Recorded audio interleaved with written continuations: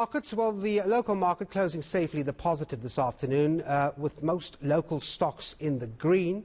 Preston Narainsamy is with Nedbank. He joins me this afternoon. Preston, good to speak to you. So, in record territory once again, and it seems local stocks did reasonably well today. Good evening, Devon. Yeah, it looks like, today markets all eyes on what's going on in Europe from a lockdown and restriction perspective. But yeah, Devon, it doesn't look like those fears are filtered into the equity market just as yet.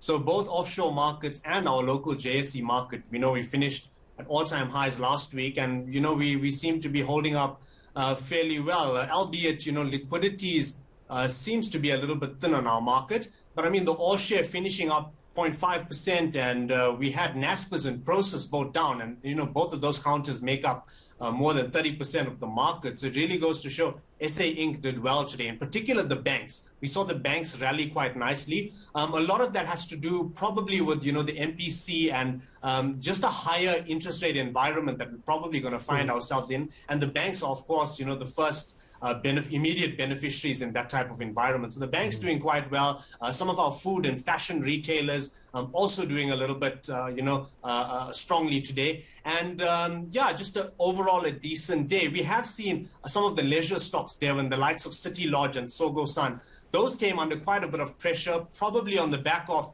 concerns around a fourth wave, particularly in Johannesburg. We're seeing infections pick up there. But by and large, the market did fairly well today.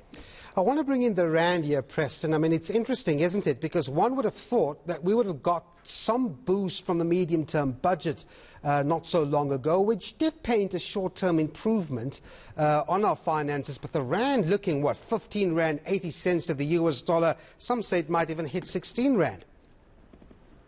It's exactly what you mentioned, Devon, short-term improvement. So I think a lot of the scrutiny is around our current account. And, we saw, a surplus, a lot of mining revenue from a tax perspective really help. But those are short-term. And I think some of the market concerns are around 2022. And, could the current account deteriorate going forward. But with that being said, it was also a strange one for me. Higher interest rates on the back of the MPC meeting.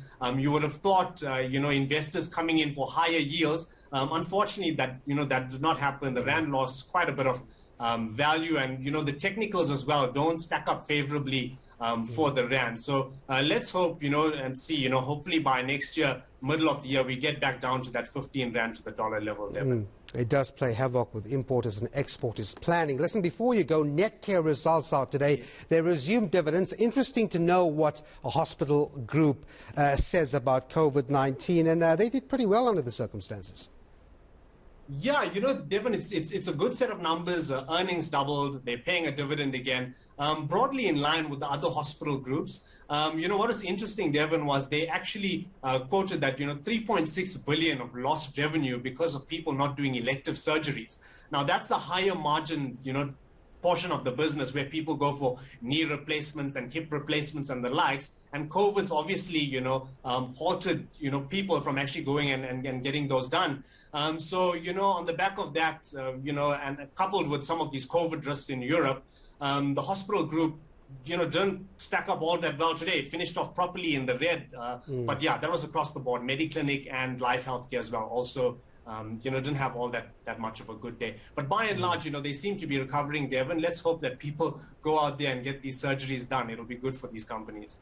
All right. Preston Narainsamy from Nedbank, thanks very much indeed for your time. As we said,